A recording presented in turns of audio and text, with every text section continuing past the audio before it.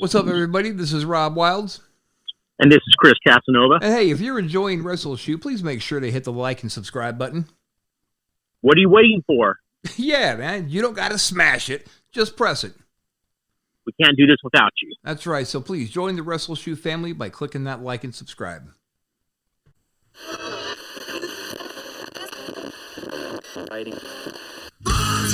Congratulations! You have found WrestleShoot. Hosted by the Wild Thing Rob Wilds and the ladies' man Chris Casanova. Combined, we have 40 years of wrestling experience, and we're here to share those experiences, stories, and knowledge with you over the podcast airwaves. We'll be joined by friends of ours from time to time to share their stories and experiences with you as well.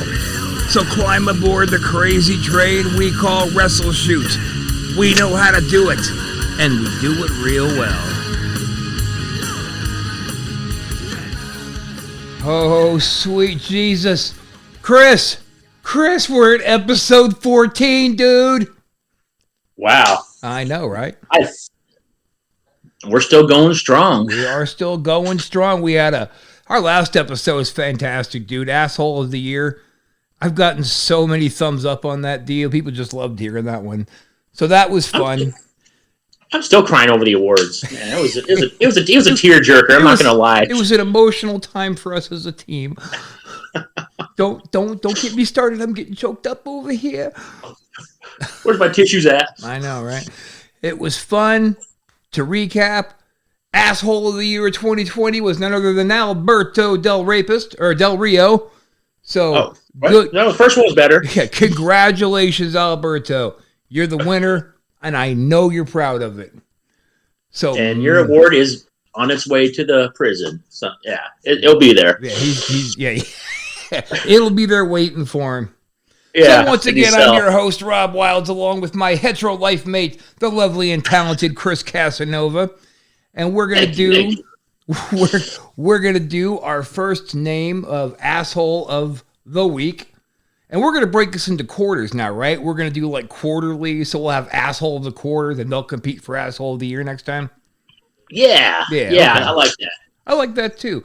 But real quick, I want to touch on something, man. I just had a fantastic experience with a company called Fan Room Live. I've played you the commercials. I hyped it up on the internet as much as I could, and they did a virtual meet and greet with Jake the Snake. Which holds... Wow, that's awesome. It was awesome. That holds a very particular spot in my heart because, as any one of you who has listened to Smells Like Hope knows, your boy Rob had a massive cocaine problem for a long time. And one of the things that helped get me right was my moment of clarity. You know, the higher power help. God kind of helped pull me out of this mess. But also it was watching the resurrection of Jake the Snake. Like... a million times. I just kept watching and thinking, wow, Jake did it. And man, he was bad off on everything. So Jake pulled it off. I can pull it off. And I did. And I finally had the opportunity to actually reach out to him and thank him in person.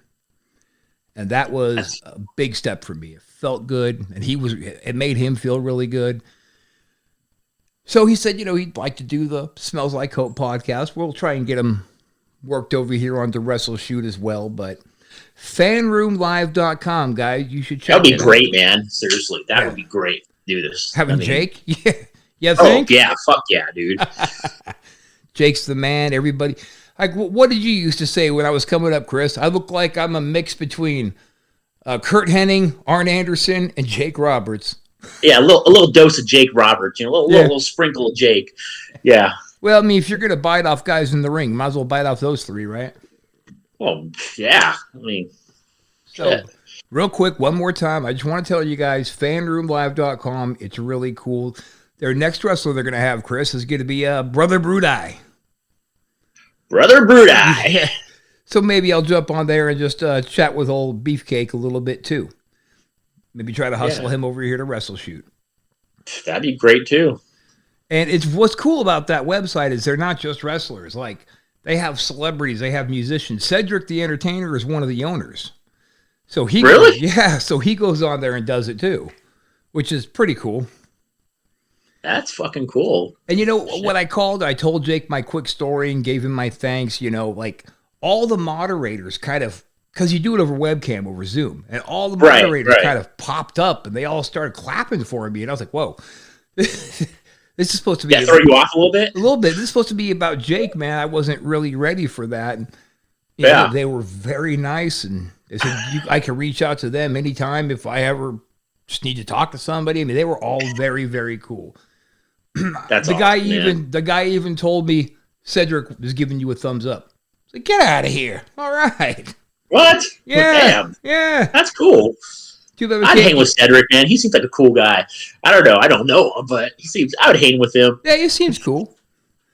So let's just close the books on that. Fanroomlive.com. You should check it out. It is very worth the little bit of money they charge you to have an opportunity to talk to these people when you probably wouldn't have it any other way. Yeah. Absolutely. So shall we move on to Asshole of the Week? Yes. This is my favorite segment, by the way. One of them. You want me to say it or you want to say it? You do this one. All right. This week's Asshole of the Week is NXT star Velveteen Dream. I'm going to read you something real quick. Okay. Me. Am I on tune? Yeah. All right. I think so. Yeah. In the wake of the Speaking Out movement, Velveteen Dream, real name Patrick Clark Jr., was accused of sending sexually explicit photos of himself to a 17-year-old and asking for reciprocation. Dream had denied the allegations, and back in April this happened, and tweeted, be assured, that's not right, back in April. Anyway, be assured I did not communicate with anyone. Hey, I'm not wearing my glasses right now. Give me a break. Okay, I'll just say it. Anyway, you know, Chris, you know who absolutely never gets accused of like sexual misconduct? An innocent person. That's who. I mean, let's be real nowadays. If somebody's saying, you did it, something like that, yeah, you did it. People don't just make that kind of shit up. They don't want to put themselves under blast for things like that. And it just fucking pisses me off. It pisses me off that these wrestlers are raping women and abusing children. And man, back in our day, when we were getting started, we were kicking up. You know how this would have been handled? You know how it had been handled. We would have drug him back into the shower, beat 6 shades of shit at him, and sent him to jail. Just like Manny the Raging Rapist Hernandez. I remember that. Yeah, that guy got his ass handed to him for trying to rape a little girl. And then he went to jail. He's a piece of shit. But back then, pieces of shit got dealt with like immediately. It was always behind closed doors. Like no one knew about it. Let's try to protect the business a little bit by taking out the trash. To quote old Duke the Dumpster, it's time to take out the trash. Oh God, my mark is showing so hard. Ever since talking to Jake, I can't get out of it. I can't get out of mark mode. Yeah, you're still in that Jake mode, right? Still, I am, dude. I am. I'm excited. And I'm also excited that this is going to be segment 3 of the Ladies of WrestleShoot. And this young lady has been referred to us by Paloma Star. And it's Shawna Reed, and she's on the line right now. Hello. Hey. Oh, yeah. That's the biggest applause I've ever gotten. They love you out there. So just to touch base with you, we have only 3 rules here on WrestleShoot. We don't talk religion, we don't talk politics, and don't pull any punches. That's right. I didn't hear the third one. Oh, God damn it. Don't pull any punches. You do this every time I press that button. You do this to me. Do this to me over there, you bastard. I was distracted by something else. Okay. What, something shiny? Ooh, something shiny. Yeah, like, what? So, Miss Reed, let's talk about you. Paloma says you come pretty highly recommended from her. Yes, me and Paloma have had many meetings, and she's one of my best friends and one of my biggest enemies, so this should be fun. Now, I've watched some of her matches, and you can shoot straight with us. She's like a crowbar, right? She comes in stiff. You can say it. Sometimes. There's been a few times she's been stiff, but I can't lie and say that I'm not the most stiff person in the world either, so it happens. I remember when me and Chris were doing the Border Patrol in San Antonio, we watched her match on the little screen back there, and man, she came in with this Tito Santana flying forearm on this chick, and I thought she was really rung for a minute. I was like, I don't think she's selling it, Chris. I think she's down. There was one time in our match that we had up at my promotion in Hamilton, Ohio. We called we were about to go over on our time, and I quickly looked across the ring at her, and I kind of mouthed to her big boot. And I also told the ref this too, just in case. I don't think the ref got to her in time, and I was hoping that she, saw mine. I see this happening. Okay. And she went, so I clocked the fuck out of her with my foot, and she went down, and I quickly, it was, thank God for a double down kind of situation. I rolled over to her. I'm like, please be alive. Are you conscious? And she's like, yeah, I'm good. I'm like, oh my God, thank God. Yeah, that's a good story. That's a Chris Casanova Rob Wilds match. We used to go out there and beat the hell out of each other, and people would think all the time, hey, do we need to go out there? Are they shooting? No, they're just working. Oh, okay. Yep. The thing is, though, with that story, though, she rolled over and said, "You're good." Oh yeah, I'm good. There'd be some people would totally freak out. Things happen. Accidents do happen. It does. And I think you got to be professional a lot of times to let things roll off your shoulders. It happens. And move on with the match. Well, from your mouth to half of the workers in the country's ears, there are some fucking crybabies in this business nowadays. Owie, you came 2 inches from really hitting me. What are you doing? What? It's like, what? So how long have you been in the business? It'll be 6 years in September. Oh, nice. Where'd you train? Wow. I'm out of Cincinnati, Ohio. I'm actually currently living in Georgetown, Texas. For a few months. Georgetown. Yeah, I'm attending Dustin Rhodes' wrestling academy. Oh, fantastic. Yeah, he's in Georgetown? No shit. Leander. We're talking about by Round Rock, right? Uh-huh. Wow. Oh, wow. That's pretty wild. Yeah, so I've been, like I said, I was lucky enough to get picked by him to attend his first class. So I'm here for a few months, and we'll see how it goes. It's going amazing so far. So Dustin actually is the hands-on trainer? Yeah, he's the only trainer there. Bravo. That's good, man. Dustin was one of those dudes that I always wanted to get a chance with, and just always just missed him. Yeah, no, he is amazing. The way that I was, brought up in Cincinnati, was very much, pretty much like the old school trainers. They're out to, see if you really really want this, and they'll freaking bump you like crazy to see if you'll come back the next day. They'll, they run you like crazy. They do all that kind of stuff. And I'm telling these, because a lot of the people in this class right now are new. I'm actually the only one that's been in the business a long time. That I'm telling these kids, I'm like, you guys are so freaking lucky to have him as your first trainer, because he's nothing like. Yeah, that's pretty awesome. And I respect Dustin on more than just his wrestling ability and his namesake. It's the fact that he overcame such hard addiction problems as well. I really respect the hell out of that guy. Yeah. Man, Chris, we got to go to Georgetown, dude. We got to jump in with Dustin. Yeah, that'd be awesome. That would be awesome. Yeah, we used to live up there in Round Rock. Very nice. Yeah, I'm finding my way around here. I've been here actually a little over a month now, and I'm just now, kind of branching my way out and actually understanding what's around me. Well, old Mr. Casanova here, he's in Austin. Yeah, I live in the Austin area. Mm-hmm. So go up there and bump around with Dustin and tell me how it was. Do it. I should, huh? You should. Just show up and say, awesome. Dustin Rhodes, you ain't shit. Show me something.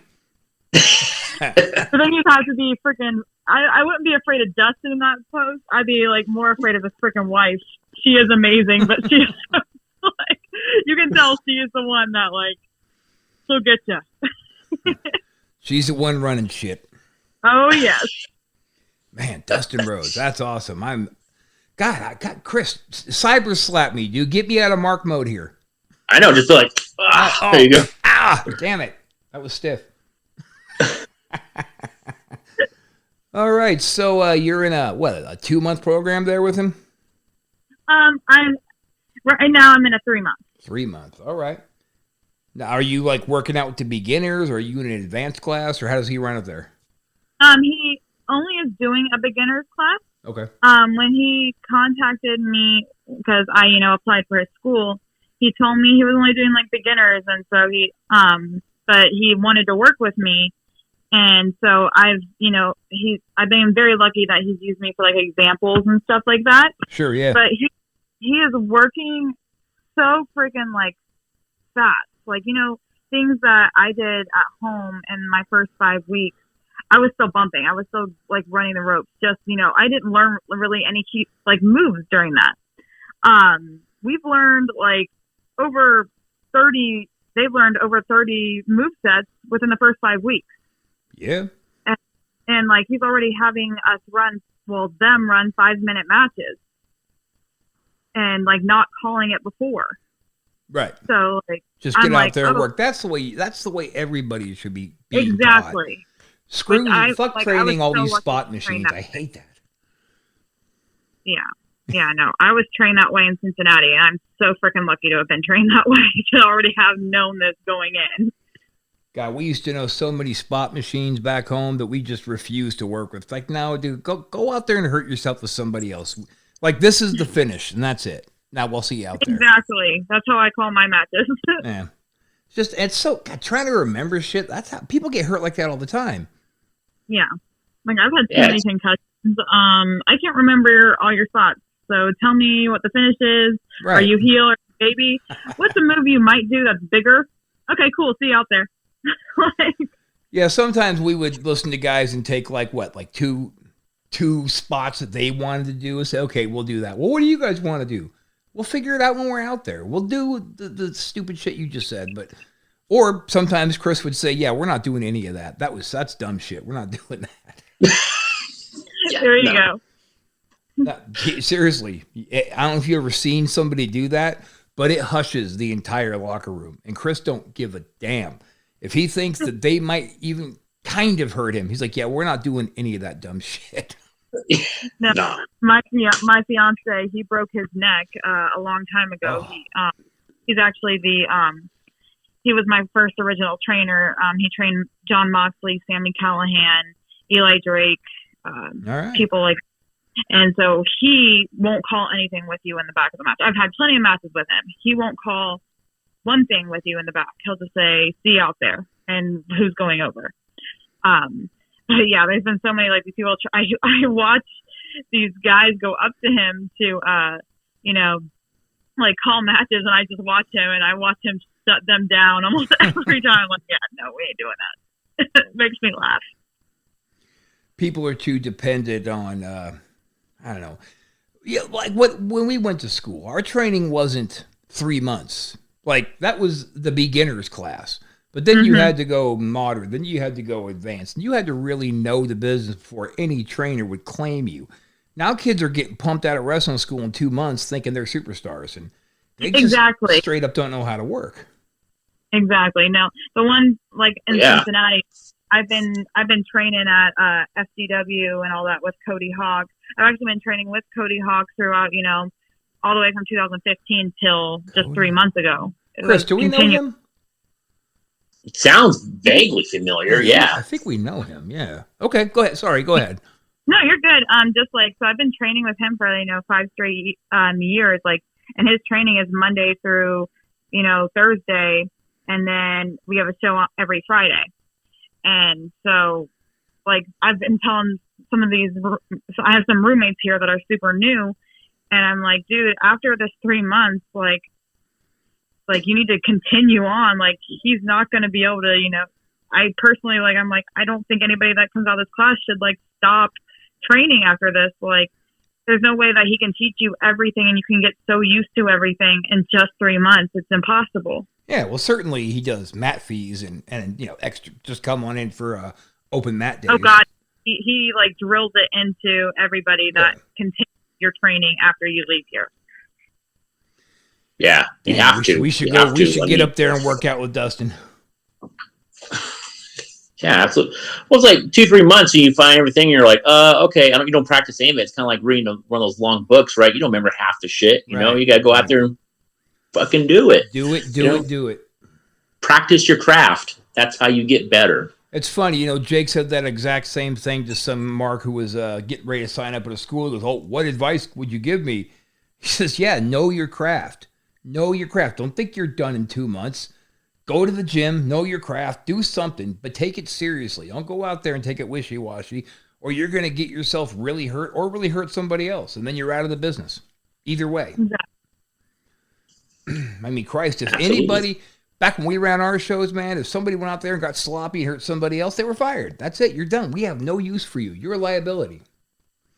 Rick Luxury.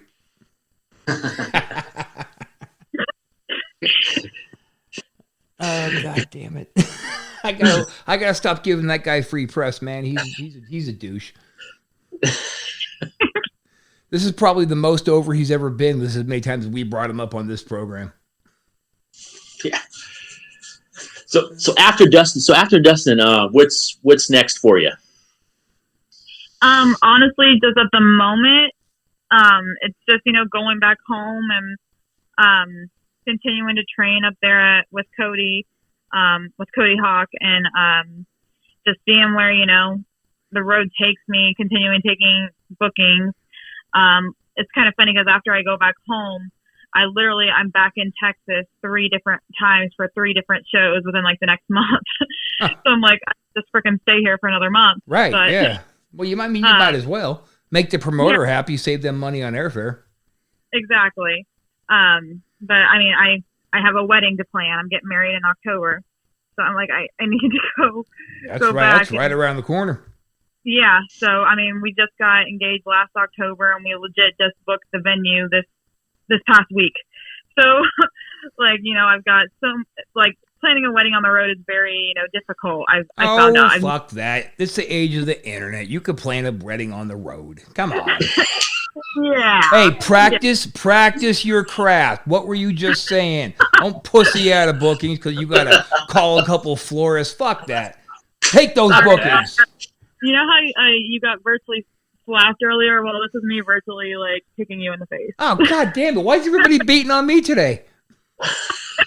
I'm going to tell Jake on you guys. I'm going to tell Dustin on you. Do it. Tell Dustin. Tell him I'm in Pittsburgh. Yeah.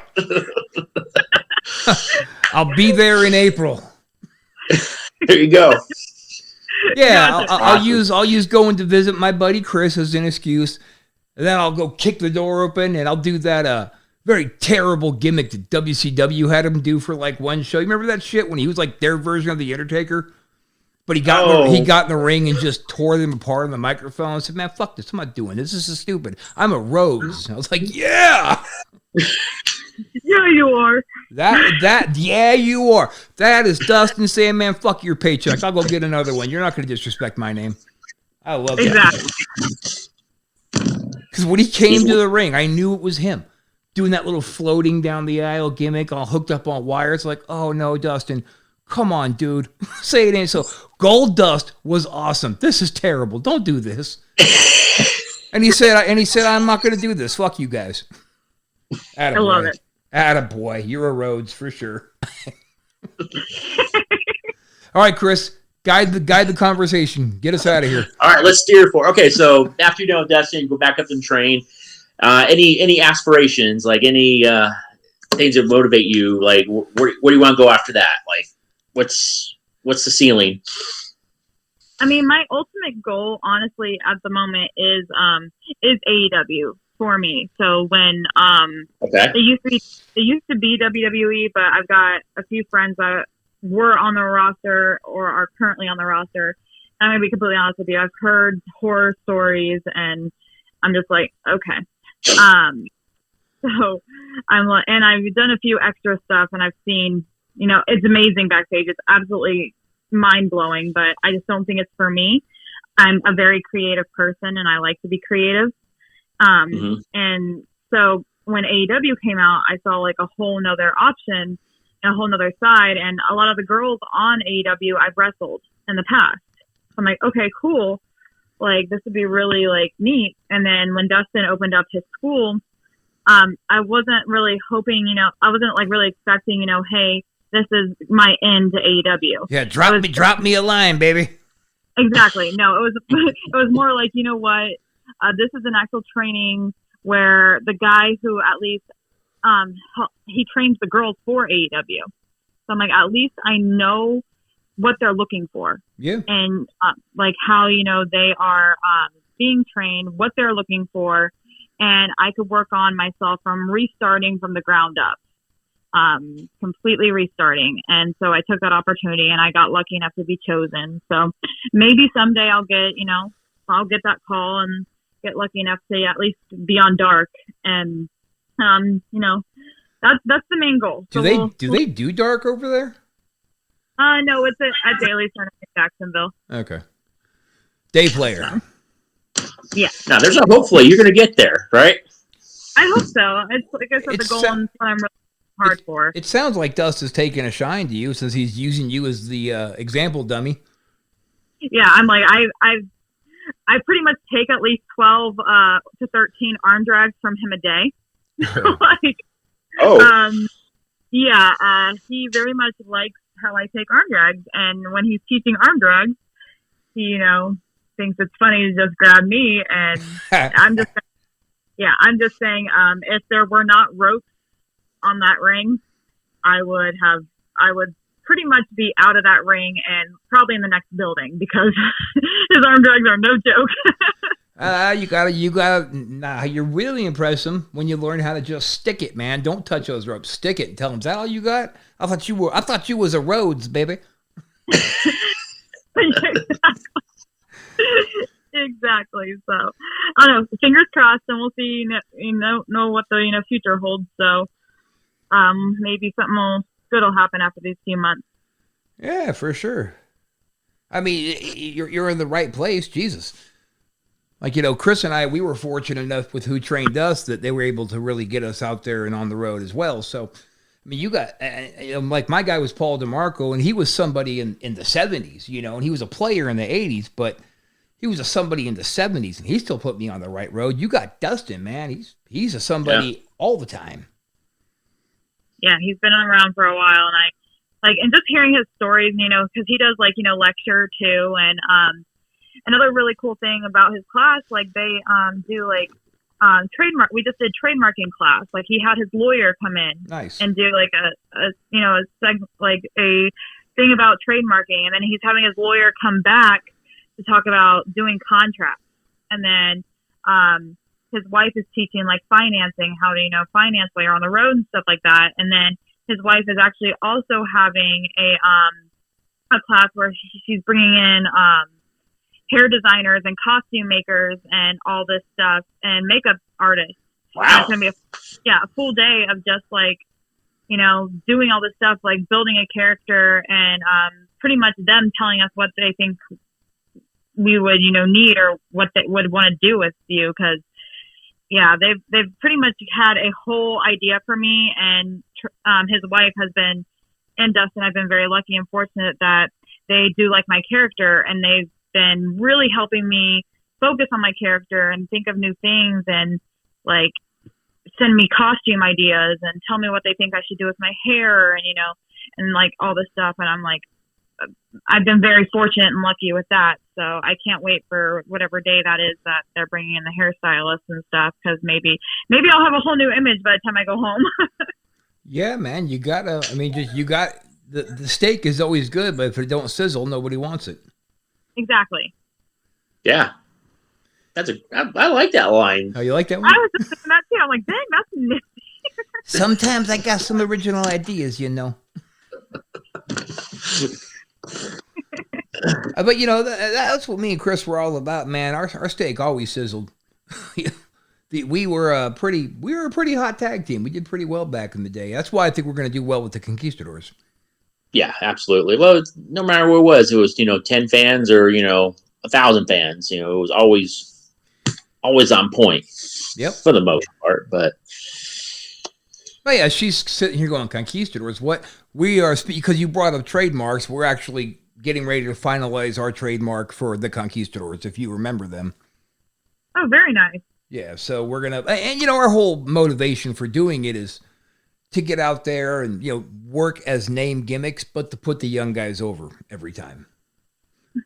Yeah, because like we come into the territory, we do a match, then we move on. So there's no reason that these guys in gold masks should go out there and beat the young guys. It's going to do a lot better for that promotion, for those wrestlers, if the young guys beat us. it's understandable. And that's what the old guys used to do for us, man. They'd blow in town, they'd put us over like $1 million and go on out. And now it's our turn to pay it forward. Absolutely.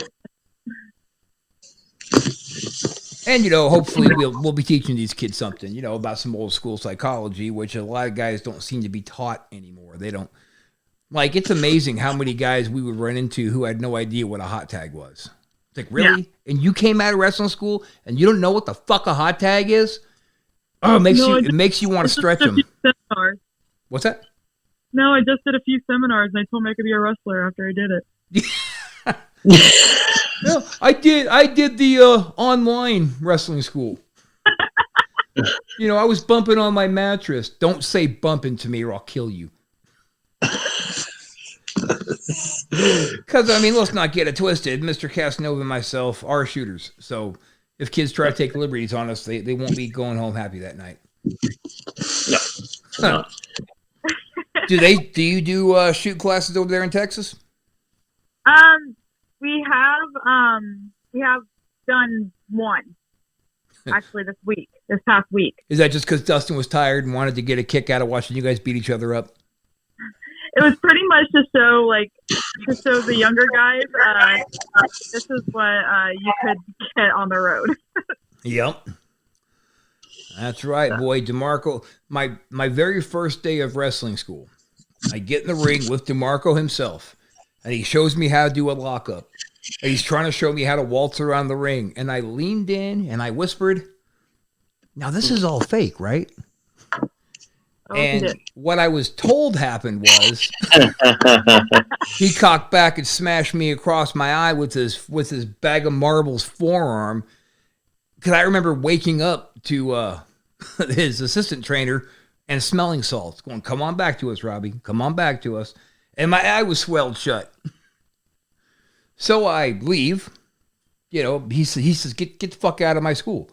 So I'm getting ready to leave, and the other guy chases me outside and goes, no, listen, come back day after tomorrow, show back up, get back in the ring with Paul, and show him you're not a bitch, or he'll never respect you, and you'll never go anywhere.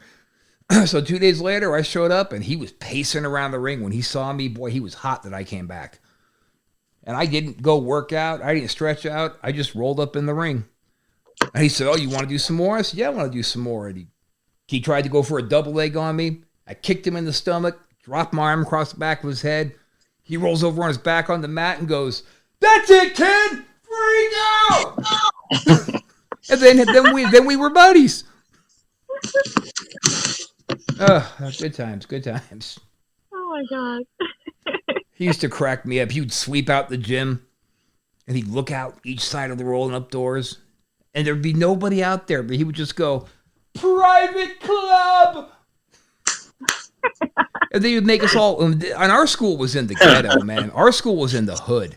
And he'd make us all go out for a 2-mile run. And I'd say, Paul, Jesus Christ, man, it's nighttime. Is it a good idea for us all to go running around out here? And he said, kid, if anybody rolls up on 8 pro wrestlers out for a jog, he deserves what happens to him. I was like, okay. Yes, sir. Never happened. Nobody ever approached us. They would watch us run by and go, hey, there go the wrestlers. Good times. That's awesome. All right, Chris, I'm taking us off the rails again. Get some control. I got your back, right? Get some control here.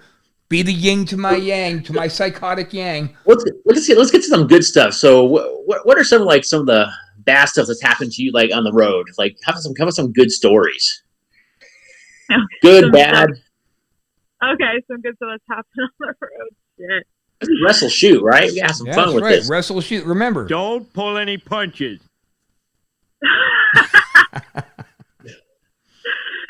Oh, one of my first memories was me and Cody did a mixed gender tag with God, what's his name?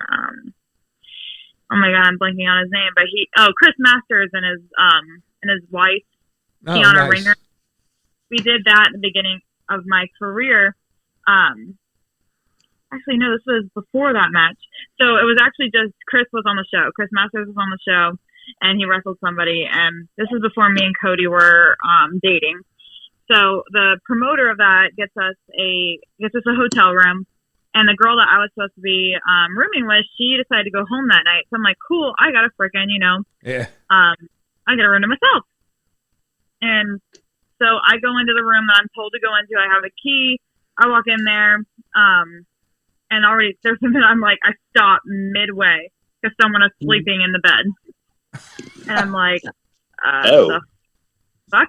And I kind of like turn on the light for a second, and I see it's Chris Masters, and I fucking bolt out of that fucking place. I run down the hall and realize, and knock on the door that I knew Cody and his tag partner were in. And I told him what happened, and then to come to find out, I had the master key to all the rooms in the hotel. Oh, damn. So what do? We drink a few drinks, and our midget buddy Eric Smalls comes out, and we drink a few more drinks, and then we decide we find out every room that all the boys are in. Yes. That's exactly what we would have done. Yes. And we decide that we're gonna go make a late night visit to them. And freaking Smalls is he's our midget, so it was funny because one of the rooms we walked in, a guy was fucking a rat actually. And so, come on, rats are still girls, kind of. Well, so Eric jumps on them in the middle of the fucking night, drunk as fuck. Say, wow, well, this is a really odd porn actually happening. Trying to get down, then all of a sudden a midget pops out. What the fuck? What the fuck? and then we found out that Shark Boy was also on that show, so we did the same thing to Shark Boy. He was already asleep. He wasn't too happy. That was my first time meeting Shark Boy. So, yeah, that one was fun. And then I guess another fun road trip story was when we went to the CAC in Las Vegas. What happens Vegas stays in Vegas. That's right, baby. Yeah. At least that's how our Vegas goes. Yes. Yes. Like, so pretty much it was just crazy shenanigans that ended up with me getting really drunk, and we have a bunch of midget friends that are midget wrestlers, and they they get their little motorized scooters because they don't like to walk for that long. They can't walk for that long. And so me getting really drunk and hopping on the back of one of those scooters with the midget and us rolling down Fremont Street. It was just really tough. So you gonna go to a CAC this year if they end up having it? Yeah, we go every year, and then this year one of my best friends and one of my other trainers, he passed away from cancer last year, so he was supposed to be on the in memorial thing for that past year, and since they canceled it, they didn't do it. So I'm hoping they'll still, show him there this year if we can. Yeah, if they even have it. I mean, we actually just finally, after 20-something years, joined CAC, so we're looking to go if they have it this year. Yeah, no, I love it. I've gone for the past 3 years, and it's really a cool experience. I heard they just moved it back to September this year now. Yeah, but you go on their website and it says after the September date, it says postponed again. Oh, does it? Yeah, so, and for those people who are listening right now, CAC is the Cauliflower Alley Club. It's a private club for wrestlers. But it's not very private anymore because they let fans in. I know, but you fucked up my gimmick, man. Oh, that's what I do. You're welcome. Jesus Christ. Damn it. Should have let me know before before we went out there, bro. But then that wouldn't be WrestleShoot. Before we went out there. Rob, you didn't call your spot, okay? You've missed your spot, okay? You fucked up. Wait. Chris, have I told you lately that I don't like you? You fucked up. You fucked up. Hey, you fucked up is better than boring. Yeah, that's very true. I would take that over. Got a reaction. Remember we had those fucking backyarders trying to chant boring at us one time, but we made that bum rush at them and they all ran. It's like, oh, you motherfucking yarders. Boom, we ran at them. They were gone. The whole crowd's cheering, and they're in the background. Boring, boring. You little fucking jabroni motherfucker. Goddamn you. Don't get me started, brother. Love it. Oh, Jesus Christ. Then you got Honky. They tried that on him that one time. Remember that? He's like, one of you motherfuckers come get in here and tell me boring. And they're like, oh, what do we do? you shut up. That's what you do. Yeah. Wait, did you say Honky Tonk Man? Yeah. Funny story about him. The first show I was ever on, I love honky stories. Go. Yeah. The first show I was ever on, he was on, and it was at a school. And at the end of it, like, we were all on the back, by the trailer, just people were smoking. I was just chilling back there. And then all of a sudden, Honky Tonk Man just comes out. And actually, it wasn't after the show. It was before the show. Because there was a bunch of baseball fields around the school. And all of a sudden, we just see this car, like, zoom into the freaking parking lot. And then he like gets out of the parking lot and just goes straight onto all the baseball fields, drives through the baseball fields, drives through like almost by like where it's a high school, but they had like little like swings and stuff. What was he, drunk and, like, already? I don't know. Drives right around there and like pulls up to the behind the school where we're all just sitting. And this is my first time ever being on a show. So, and then he freaking gets on. The little mark in me was like, oh my fuck. And he's like, hey, there wasn't any parking, but there totally was all this parking. It's like, okay. He's like, and then that was good. That was my first experience with Honky Tonk Man. Oh God, we've had a lot of fun with Honky Boy. Whoo! Yeah. I can't see. God damn it! Do something different here, for fuck's sakes. The hell are they paying you to do out here? Oh, yeah, what do you want to do, the test of strength gimmick again, Honky? Come on. I do the same match every fucking night and it works for me. These people haven't seen it yet. Yeah, but I've seen it because I've done it with you twice. Hey, still getting booked and it works. He does still get booked, but what bugs me about Honky is he's still out there insisting that his old ass goes over on these fucking young guys. And that's insane to me. Honky, dude, it's not going to hurt your stock. You're not going to get any less bookings. You are not going to sell one single less t-shirt for you to do the right thing and put that fucking kid over. That's just the way I see it. How do you really feel about that? Yeah, sorry, I got off on a rant, didn't I? So, okay, we're getting low on time here, and we didn't go over the cliche, is it hard for you being a woman on the indie scene, blah, blah, blah. But if you want to comment on any of that, now's the time. Well, I mean, yes and no. Like, do I get it that women can get booked for more money and all that because we're women? Yes. But how I explain it to other people with it being me being a woman, is it hard for a woman to get booked? I think so, just because on a regular show, there's really only ever one room for one women's match. Right.